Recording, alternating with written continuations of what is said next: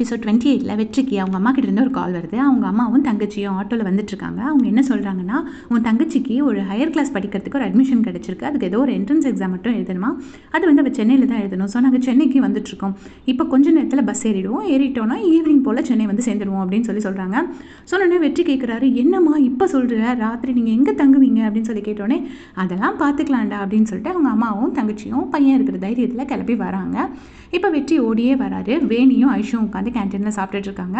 இப்போ வேணிக்கிட்ட கேட்குறாரு, என் அம்மாவும் தங்கச்சியும் ஊர்லேருந்து வராங்க, ஒன் டே மட்டும் அவங்களுக்கு தங்குறதுக்கு உங்கள் ஹாஸ்டலில் இடம் பார்த்து கொடுக்க முடியுமா அப்படின்னு சொல்லிட்டு கேட்குறாங்க. கேட்ட உடனே வேணி சொல்கிறாங்க, ஐயோ எங்கள் ஹாஸ்டலில் மினிமம் 3 monthsக்கு தான் இடம் கொடுப்பாங்க, ஒன் டேக்கெல்லாம் கண்டிப்பாக இடம் கொடுக்க மாட்டாங்க, என்னால் முடிஞ்சிருந்தா நான் கண்டிப்பாக ஹெல்ப் பண்ணியிருப்பேன் வெற்றி, அப்படி நீ தப்பாக எடுத்துக்காத அப்படின்னு சொல்லிட்டு வேணி சொல்கிறாங்க. அப்போ ஐஷு என்ன சொல்கிறாங்கன்னா, எங்கள் அப்பா இன்றைக்கி நைட்டு ரகுபதி சாரோட வெளியே தான் போகிறாரு, ஸோ எங்கள் வீட்லேயே அவங்க தங்கிக்கட்டும் அப்படின்னோடனே, விளையாடுறியா, உங்கள் அப்பா சோத்துலேயே விஷம் வச்சு கொண்டு வருவார் அப்படின்னோடனே, சத்தியமாக எங்கள் அப்பா வெளியே போகிறாருடா, நீ கவலைப்படாத, ஒன் டே தானே, அவங்க 2 பேரும் என் வீட்டிலே தங்கிக்கிட்டோம் அப்படின்னு சொல்லிட்டு ஐஷு வந்து வெற்றிக்கிட்ட சொல்லிடுறாங்க. வெற்றியும் ஓகேன்னு ரொம்ப சந்தோஷமாக போயிடுறாரு. அடுத்த சீனில் பஸ் ஸ்டாண்ட்லேருந்து அம்மாவையும் தங்கச்சியும் கூட்டிகிட்டு வெற்றி வந்து ஒரு ஆட்டோவில் ஐஷு வீட்டுக்கு வராரு. ஐஷு வாசலே வந்து வரவேற்கிறாங்க. அப்போ ஐஷு சொல்கிறாங்க தங்கச்சிக்கிட்ட, வா இது உன் வீடு மாதிரி இருந்துக்கோ, நீ எதுவுமே தயக்கம் இல்லாமல் ஃப்ரீயாக இருங்க அப்படின்னு சொல்லி 2 பேரையும் நல்லா ரிசீவ் பண்ணி உள்ளே கூட்டிகிட்டு போகிறாங்க. உள்ளே கூட்டிகிட்டு போயிட்டு அவங்களுக்கு தண்ணி எடுக்க போகிறாங்க. அப்போ வந்து வெற்றியோட அம்மா பார்த்துட்டு, ஐயோ எவ்வளோ பெரிய வீடாக இருக்குடா அப்படின்னு சொல்கிறாங்க. அதுக்கு வெற்றி சொல்கிறாரு, வாயை பொழக்காதம்மா, பேசாமல் உட்காரு அப்படின்னு சொல்கிறாரு.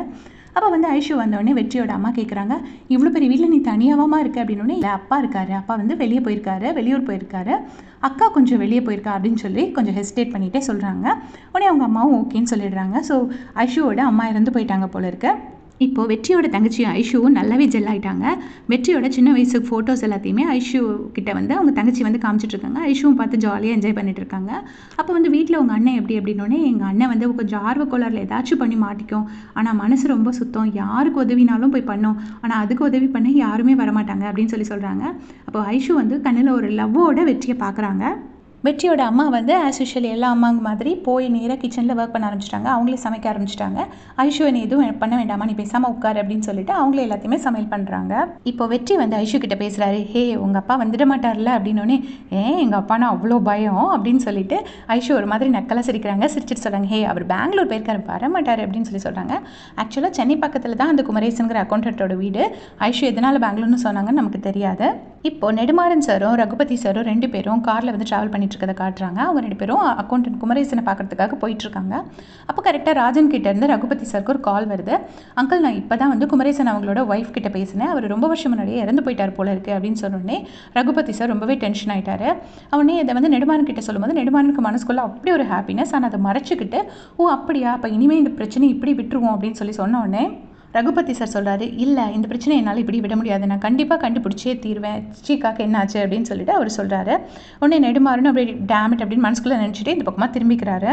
அப்புறமா நெடுமாறன் வந்து என்னை இங்கேயே இறக்கி விட்டுருங்க, நான் வந்து ரிசார்ட்க்கு கால் பண்ணி ஏதாச்சும் கார் புக் பண்ணி வீட்டுக்கு போயிடுவேன் அப்படின்னு சொல்கிறாங்க. உடனே அவரும் சரின்னு சொல்லிட்டு இறக்கி விட்டு போயிடுறாரு. இங்கே வந்து ரிசார்ட்க்கு கால் பண்ணி ஏதாவது கார் இருக்குன்னு அனுப்பிச்சி விடுங்க அப்படின்னு சொல்லி லொக்கேஷன் அனுப்புகிறாரு நெடுமாறன். இந்த பக்கம் பார்த்தீங்கன்னா இவங்க எல்லாரும் சேர்ந்து டைனிங் டேபிள் உட்காந்து சாப்பிட்டுட்டு இருக்காங்க.